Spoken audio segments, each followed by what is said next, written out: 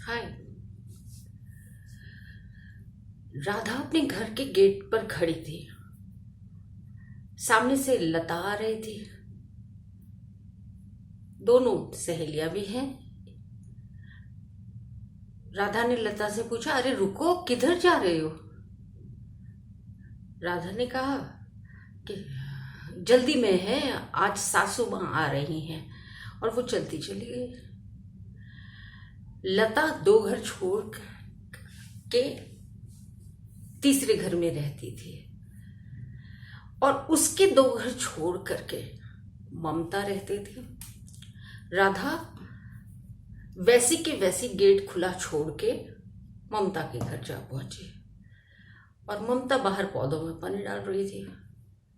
राधा ने उसको बताया, पता है लता की सास आ रही है, अब बेचारी का जीना दूभर हो जाएगा। सारा दिन उसको काम में लगाए रखेंगे, किसी से हंसना बोलना मना हो जाएगा।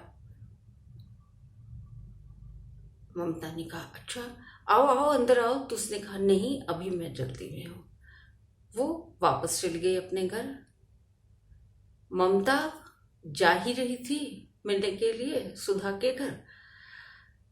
वो सुधा के घर चली गई। वहां भी पहुंची ही थी कि मंजू और रीना भी आ गई। पूरा ग्रुप इकट्ठा हो गया धीरे धीरे। 4-5 महिलाएं। चाय वाय बन गई, नाश्ता लग गया। फिर तो बर्निंग टॉपिक था लता। लता और लता की सास और लता की मिजरीज। बहुत सारी कहानियां शुरू हो गई कि अब तो लता का जीना दूभर हो जाएगा। उसकी सास बड़ी पक्की चुड़ैल है जी।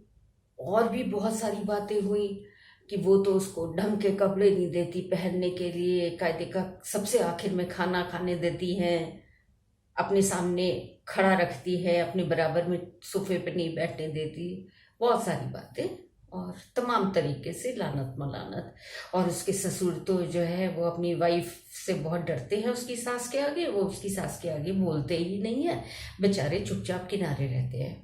और हस्बैंड जो है वो माँ के प्यार में पागल है, इसलिए कोई स्टैंड ही नहीं लेता। मतलब बहुत सारी कहानियां, बहुत सारी बातें हो गई। शाम हो गई, सब वहीं से उठी कि चलो सब्जी ले आए, चल करके बाजार लग गई होगी और अपने अपने घर चला जाए।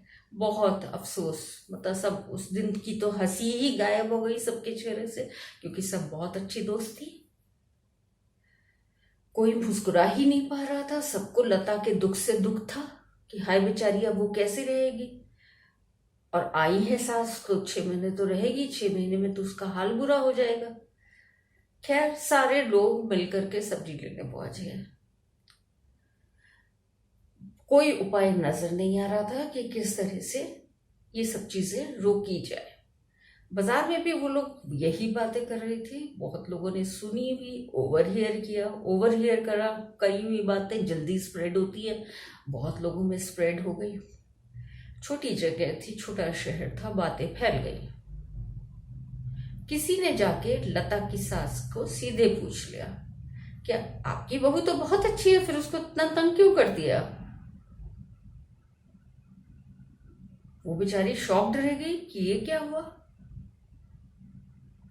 2-4 दिन तो वो बिल्कुल कुछ बोली ही नहीं अपने घर में। इधर लता परेशान कि मम्मी को क्या हुआ है अचानक से, ये तो हंसती बोलती रहती थी।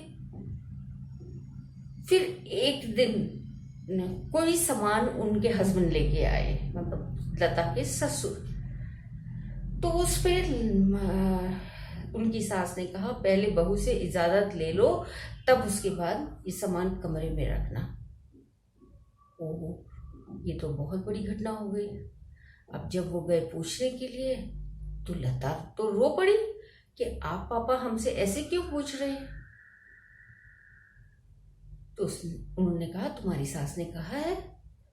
वो गई, दोनों से बात की, बैठ के आपस में बातचीत की तो पता चला कि वो तो इस तरह से वो आई थी और उन्होंने कहा। फिर तो पूछा ताछी का दौर शुरू हुआ। उसने ये कहा, उसने वो कहा, उसने वो कहा। एक एक से पूछते पूछते पूछते पूछते राधा के घर तक पहुंच गई बात। राधा से उसने पूछा, राधा ये सारी कहानी कहाँ से आ गई? हमने तुमसे क्या कहा था कि मम्मी आ रही है और मैं घर चली गई थी। सिर्फ इतना ही तो। अब राधा शर्मिंदा, सारी सहेलियां शर्मिंदा। ये हुई गॉसिप। गॉसिप का रिजल्ट बहुत बुरा होता है। आज का जो मेरा टॉपिक है वो है गॉसिप। नॉर्मल लोगों को आदत होती है, और ये बात सुन के ये मत सोचिए कि खाली लेडीज या विमेन या लड़कियां या औरतें यही लोग गॉसिप करती है। आदमी तो इससे भी बड़ी बड़ी गॉसिप करते हैं, बहुत लंबी लंबी गप्पे हाँकते हैं। उनकी गप्पों को तो सुन लेंगे तो हैरान रह जाएंगे, वो इतनी बड़ी बड़ी स्टोरीज बिल्ड करते हैं। तो मत करिए प्लीज। गॉसिप से किसी का भला नहीं होता। गॉसिप सिर्फ मिसअंडरस्टैंडिंग्स बढ़ाती है, रिलेशंस चौपट करती है, कोई अपना नहीं रह जाता। क्योंकि गॉसिप कभी ना कभी किसी को हर्ट करेगी, और हर्ट करेगी तो डिफरेंट जान लीजिए 90% आज के समय में लोग पूछताछी पर आ जाते हैं और एक दूसरे से सामना करवाते हैं। और तब कितनी एम्बैरेसिंग पोजीशन होती है जब झूठ खुलते हैं। लेकिन उसके बाद अगर आप ये सोचिए कि आपके रिलेशंस वापस नॉर्मल हो जाएंगे, कभी नहीं होने वाले। क्योंकि कोई भी झूठ अपने बारे में सुनेगा तो उसको कभी बर्दाश्त नहीं करेगा। नो वे। ना आप न मैं कभी नहीं कर पाएंगे। तो प्लीज किसी के बारे में अफवाह मत फैलाइए, गॉसिप मत करिए। गॉसिप बिगेस्ट एंटरटेनमेंट है, ये मैं मानती हूँ, लेकिन इतना चीप एंटरटेनमेंट जो किसी को हर्ट करे, उससे क्या फायदा? ऐसा मत करिए।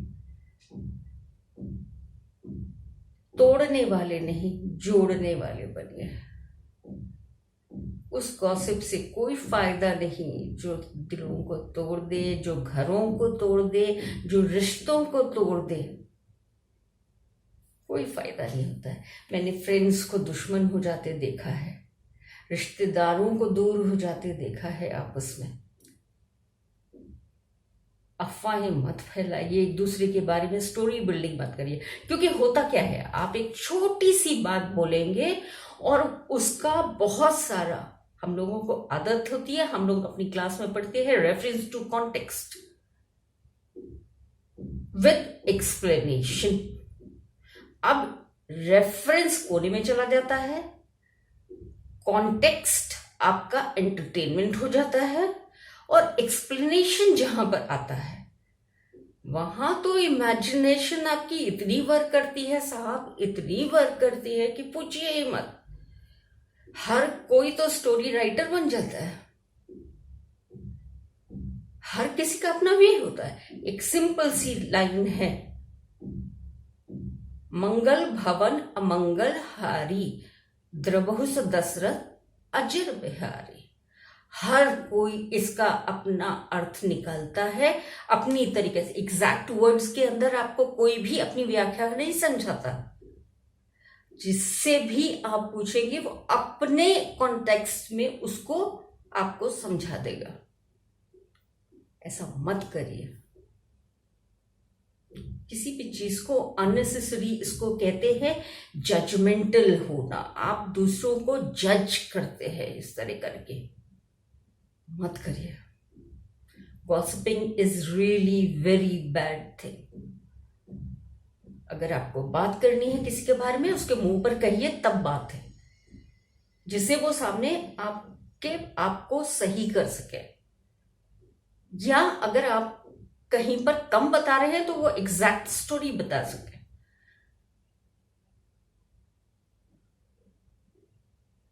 तो मैं आज सिर्फ इतना ही कहूंगी, gossiping is very very very bad thing. मैं हाइपरबोल में बात कर रही हूँ। यस, गॉसिप का बहुत खराब रिजल्ट मैंने देखा है। वो मत बनिए प्लीज। तोड़ने वाले नहीं, जोड़ने वाले बनिए। Stop gossiping. हम फिर मिलेंगे। Bye bye.